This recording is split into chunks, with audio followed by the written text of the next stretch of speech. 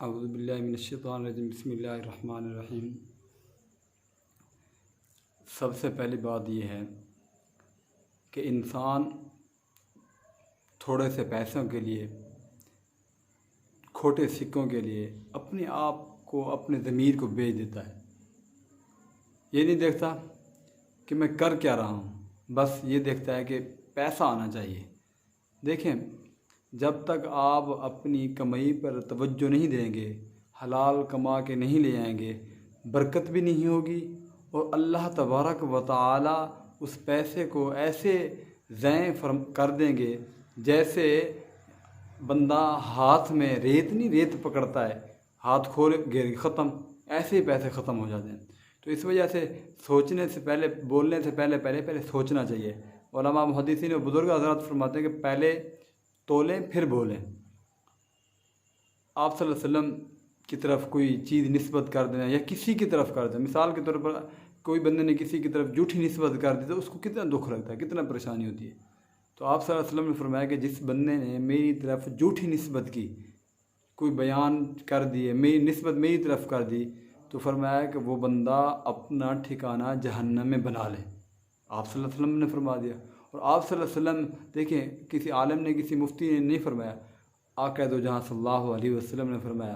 कुरान मजीद में है कि जो अल्लाह के रसूल बोलते हैं, जो चीज़ भी इरशाद फरमाते हैं, वो मिन जानिबिल्लाह होती है। तो इसका मतलब है कि आप सल्लल्लाहु अलैहि वसल्लम जो फरमान है, आप सल्लल्लाहु अलैहि वसल्लम ने जो बताया है, वो यही है कि अपना ठिकाना जहन्नम में बना ले जिसने मेरी तरफ झूठी निस्बत की।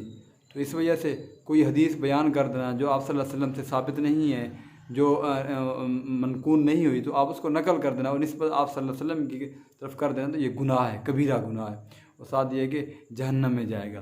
तो इस वजह से यूट्यूब पे भी होता है, लोग बता भी देते हैं ये सही नहीं है कि आप सल्लल्लाहु अलैहि वसल्लम को झूठी निस्बत करना। अब ये हो रहा है कि आखिरी जुम्मा है, या कुछ लोग कहते हैं आखिरी जुम्मे में, या 27 की रात को, या 29 को, यानी आखिरी दिनों में, आखिरी अशरे में, जुम्मे के बारे में है, जुम्मे के दरमियान।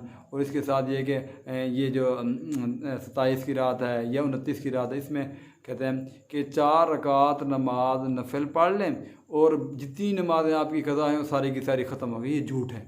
देखें, आप सल्लल्लाहु अलैहि वसल्लम ने फरमाया कि जो नमाज कज़ा हो गई तो वो कज़ा ही है, अब उसको अदा भी करें तो फिर भी अदा करेंगे फिर, लेकिन सवाब आपको मिलेगा, फ़र्ज हो जाएगा, लेकिन वो कज़ा का सवाब मिलेगा। ये भी नहीं फरमाया कि कज़ा ख़त्म हो गई। तो अब वो कहते हैं कि वो फ़र्ज 4 पढ़ लें, यानी कुल हुवल्लाह पढ़ लें, या इस तरह तरतीब पहली रकात में ये पढ़ें, दूसरी में, तीसरी में ये पढ़ें, तो आपकी सारी नमाज जितनी भी कज़ा वो माफ़ हो जाएंगी। ये गलत है, झूठी निस्बत है। क्योंकि बुज़ुर्ग हज़रात फरमाते हैं, मुहद्दिसीन फरमाते हैं कि जिस बंदे की नमाज़ें बहुत सारी कज़ा हो गई हैं, उनको अदा करना है, उस नहीं करेगा तो गुनाहगार होगा, मुजरिम होगा।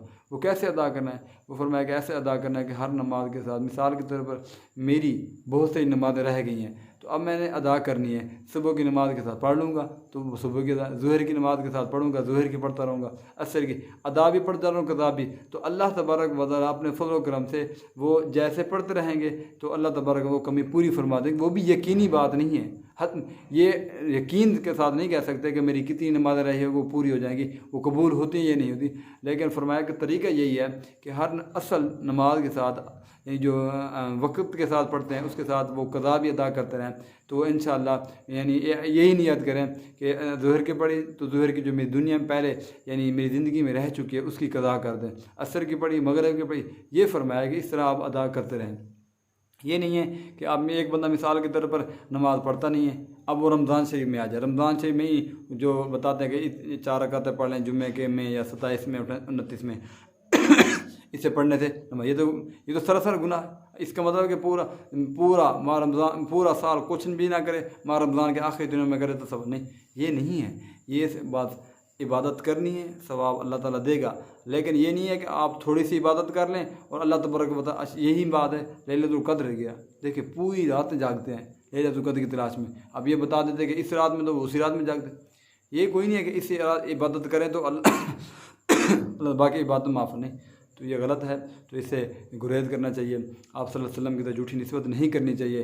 हकीकतन जो आप सल्लल्लाहु अलैहि वसल्लम ने हदीस बयान की है वो आप ऐसा नहीं है कि यूट्यूब पे चेक, बल्कि आप जो आपको हदीस मिले, जो आपको कोई चीज़ आपके इल्म में आए, दीन के बारे में, तो आपको चाहे अपने मस्जिद के इमाम से, ये मस्जिद का इमाम है, कारी साहब है, आलिम है, मौलवी है, उससे जाके पूछें, रुजू करें। रुजू करने के बाद जो है फिर आप उस पर बता दें कि ये इस तरह है।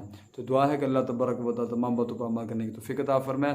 तो ये आप भी सुनें, क्योंकि आगे किसी को भी सेंड कर दें, ये आपके लिए सदका जारी है। जज़ाकल्लाह खैरा।